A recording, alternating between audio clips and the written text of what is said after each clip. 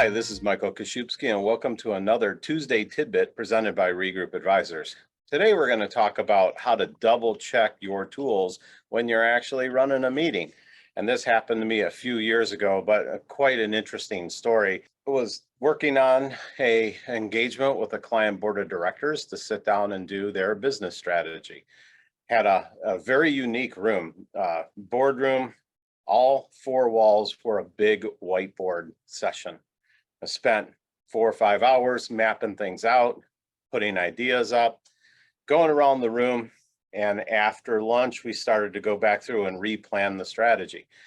Started to look at one section of it, and the CEO says, "Hey, let's take out that process and let's put something else in there instead. We think it'll be a little bit better idea."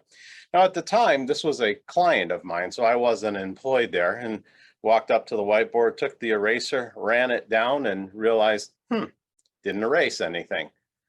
Could feel the sweat going down the back of my neck and thinking, wow, this is going to be a really interesting thing. You hear of a Snickers moment. This was worse than that.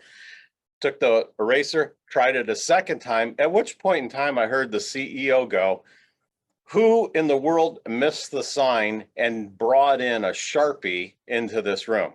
So I guess there was signs all over the place on the outside. There was even signs on the tray where all the markers were that said, "Please double check that you are not using a permanent marker on these walls." So thank God I wasn't the first one to make this mistake. But $10,000 in damages later, it was a very unique experience of sitting in front of a client early on and realizing, wow, I didn't read the signs either, but I didn't get blamed for it. To this day, 20 years later, if you go to this client, the one panel in their boardroom is still etched in permanent marker with a piece of the strategy with everybody that was in the room that signed it. And that is their reminder to always check the tools you're using when you're actually running a meeting.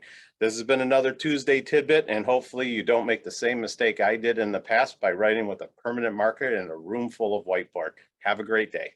If you've enjoyed this episode of Business Plain and Simple Tuesday Tidbits by Regroup Advisors and don't want to miss future topics, well, like and follow us wherever you get your podcast. Interested in learning how Regroup Advisors can help your company?